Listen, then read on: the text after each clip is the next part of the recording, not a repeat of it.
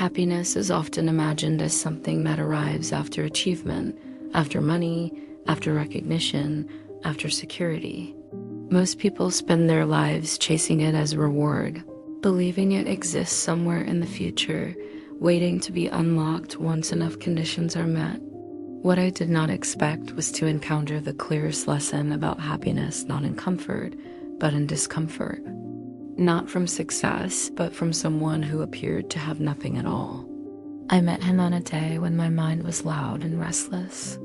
I was moving fast, thinking about what I lacked, what I still needed to fix, what I had not yet become. My body was present, but my attention was elsewhere. That is how most people live, physically alive, mentally absent. He was sitting quietly, almost invisible to the world rushing past him. At first, I did what most people do. I saw the label before I saw the human. A beggar, poor, unsuccessful, someone to avoid eye contact with. My mind categorized him instantly and moved on. That categorization is not cruelty, it is conditioning. Society teaches us to associate worth with productivity, income, and appearance. Anything outside that framework becomes uncomfortable to confront.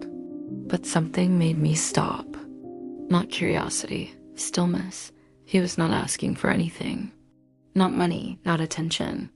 He was simply there, calm, grounded, present in a way that felt unfamiliar. We started talking slowly, without urgency, without agenda. And what struck me first was not what he said, but how he said it. There was no bitterness, no resentment, no comparison. His words did not carry the emotional weight I expected from someone who had lost so much materially. That was the first crack in my assumptions. I asked him how he stayed calm. The question slipped out before I could intellectualize it. His answer was simple, almost disarming. He said he had stopped arguing with reality. That sentence stayed with me. Most suffering does not come from circumstances. It comes from resistance, from the constant internal dialogue that says, this should not be happening, or I need more before I can feel at peace. The mind creates pain by fighting what already is. When that fight ends, something unexpected happens. Space opens. He spoke about loss without drama, about hunger without self-pity, about uncertainty without fear. Not because his life was easy, but because his mind was no longer attached to how life was supposed to look. This challenged everything I believed about happiness. Psychology supports this in a quiet way. Chronic dissatisfaction is often not caused by lack, but by comparison and expectation. The brain adapts quickly to improvements, raising the baseline of desire. This is why achievements rarely produce lasting happiness. The mind immediately asks for more. He had stepped out of that loop. He was not chasing pleasure. He was not escaping discomfort. He was present. And presence changes the entire emotional equation. As we talked, I realized how much of my own stress came from imaginary futures and unchangeable pasts. Regret and anxiety disguised as responsibility. I was carrying mental weight that served no practical purpose. Happiness, he explained, is not excitement, it is alignment. When your thoughts stop fighting your circumstances, the nervous system settles.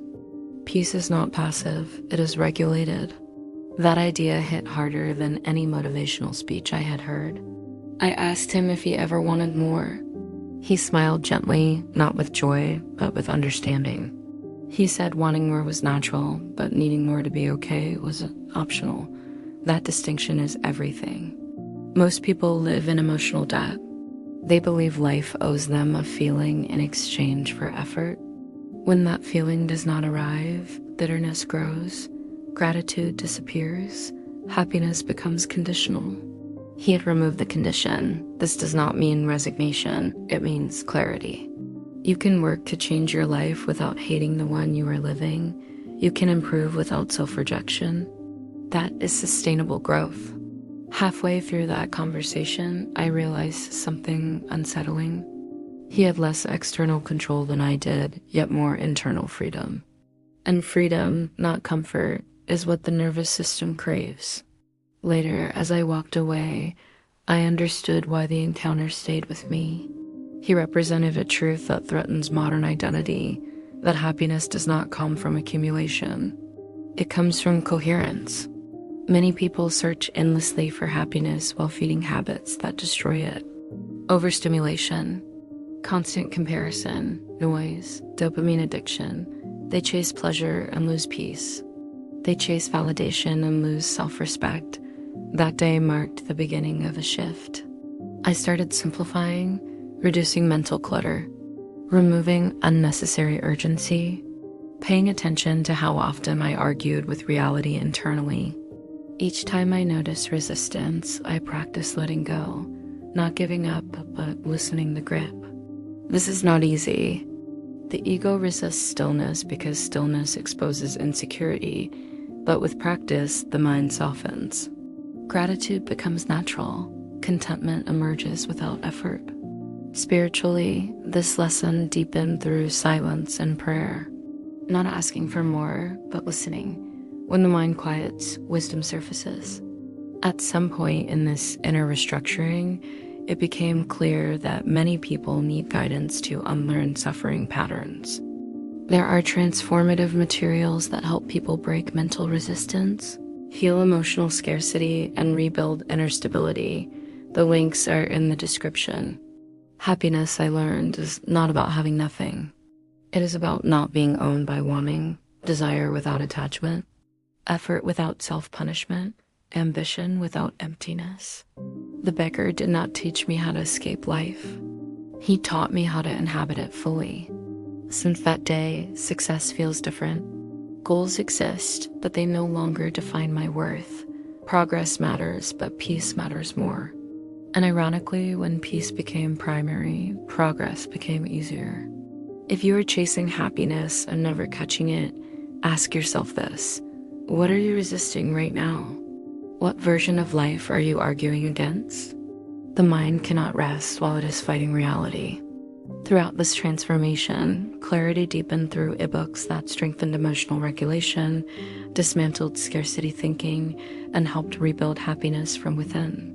If you feel ready for that step, the links are in the description.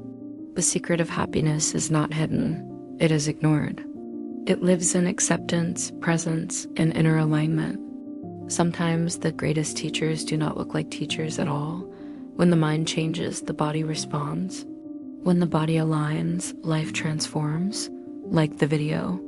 Subscribe to the Mind Forge and learn to recognize wisdom wherever it appears.